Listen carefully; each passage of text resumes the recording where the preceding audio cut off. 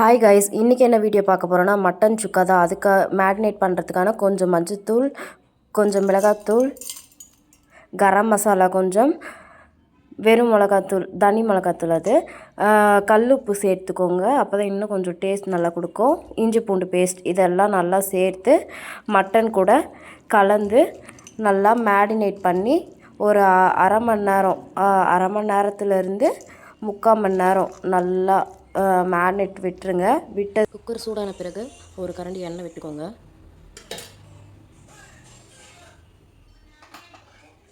எண்ணெய் காஞ்சதும் மேரினேட் பண்ணி வச்சுருந்தேன் மட்டன் வந்து சேர்த்துருங்க.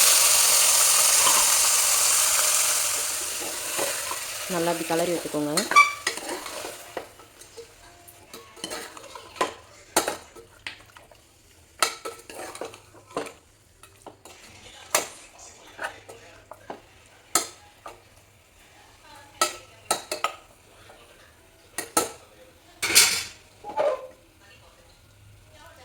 லைட்டாக எண்ணெய் பிரிஞ்சு வந்ததும் 1/4 கப் அளவு தண்ணி சேர்த்துட்டு ஒரு 5லேருந்து 6 விசில் விட்டு எடுத்துக்கலாம். 1/4 கப் அளவு தண்ணி ஊற்றிக்கோங்க. கொஞ்சமாக தண்ணி ஊற்றிக்கோங்க, ஏன்னா மட்டன்லேயும் வந்து தண்ணி விடும். தண்ணி ஊற்றிட்டு ஒரு வாட்டி கலந்து விட்டுட்டு மூடி போட்டு 5லேருந்து 6 விசில் விட்டு எடுத்துக்கலாம். மட்டன் சுக்காக்கான மசாலா வந்து நம்ம இப்போ ரெடி பண்ணி எடுத்துக்கலாம். கடாய் வச்சு சூடான பிறகு 1 ஸ்பூன் மிளகு, 1/2 ஸ்பூன் சோம்பு,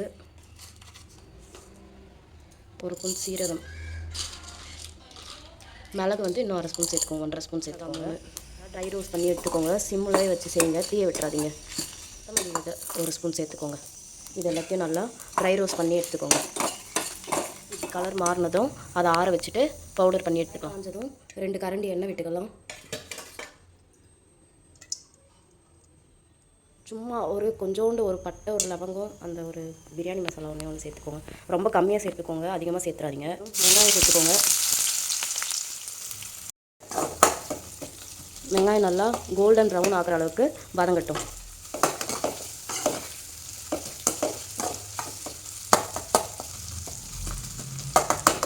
கோல்டன் ப்ரௌன் ஆனதும் இஞ்சி பூண்டு பேஸ்ட் வந்து கொஞ்சம் சேர்த்து நல்லா பச்சை வாடை போகிற அளவுக்கு வதக்கிக்கோங்க.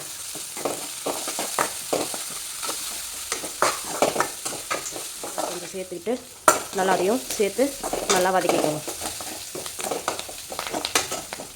பச்சை வாசனை போன பிறகு ஒரே ஒரு சின்ன தக்காளி ரொம்ப கம்மியாக சேர்த்துக்கோங்க. தக்காளி வந்து ஆப்ஷனல் தான், வேணும்னா சேர்த்துக்கலாம். நான் வந்து ஒரே ஒரு சின்ன தக்காளி மட்டும் சேர்த்து நல்லா வதக்கிக்கிறேன். இது ரெண்டும் நல்லா இப்போ வதங்கட்டும்.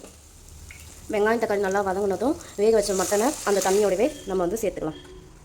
இது வந்து நல்லா சுண்டி ட்ரை ரோஸ்ட் ஆகணும். சுக்கானா நல்லா ட்ரை ரோஸ்ட்டாக இருக்கணும். ஸோ இது வந்து நல்லா கொஞ்சம் வேகட்டும். நல்லா கொஞ்சம் வெந்து வரட்டும். வெந்து வந்ததும் நம்ம வந்து அரைச்சி வச்ச மசாலா வந்து மிக்ஸ் பண்ணி அதோட கலந்து விட்டலாம். கொதி வந்த பிறகு நம்ம அரைச்சி வச்ச மசாலா வந்து சேர்த்துக்கலாம்.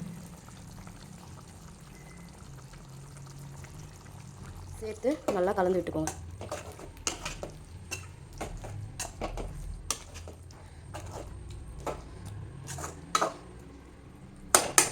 அவ்வளோதான் ஃப்ரெண்ட்ஸ், ஒரு 10 மினிட்ஸ் கழிச்சு சூப்பரான மட்டன் சுக்கா வந்து நமக்கு ரெடி ஆகிடுச்சு. இதை இறக்கும் போது எங்கள் வீட்டில் கரண்ட் போயிடுச்சு, அதனால் இதை எடுத்துகிட்டு வந்து வெளிச்சத்தில் வச்சு காமிச்சிட்ருக்கேன்.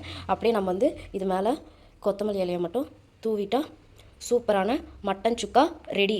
காரசாரமான மட்டன் சுக்கா ரெடி. ரொம்ப ஈஸியான ரெசிபி தான். நீங்களும் உங்கள் வீட்டில் ட்ரை பண்ணிவிட்டு எப்படி வந்துச்சுன்னு கமெண்ட் செக்ஷனில் கமெண்ட் பண்ணுங்கள். இன்னும் உங்களுக்கு ஏதாவது ரெசிபிஸ் வேணும்னா எனக்கு என்ன டிஷ்ஷுன்னு வந்து கமெண்ட் செக்ஷனில் தெரிவிங்க. நான் வந்து வீடியோ எடுத்து போடுறேன். இந்த வீடியோ பிடிச்சிருந்தா லைக் பண்ணுங்கள், ஷேர் பண்ணுங்கள். அப்படியே நம்ம சேனலை சப்ஸ்கிரைப் பண்ணிக்கோங்க. பக்கத்தில் இருக்க பெல் ஐக்கானையும் கிளிக் பண்ணிக்கோங்க. அப்போ தொடர்ந்து நான் போடுற வீடியோஸ் வந்து உங்களுக்கு நோட்டிஃபிகேஷன் வரும். தேங்க்யூ.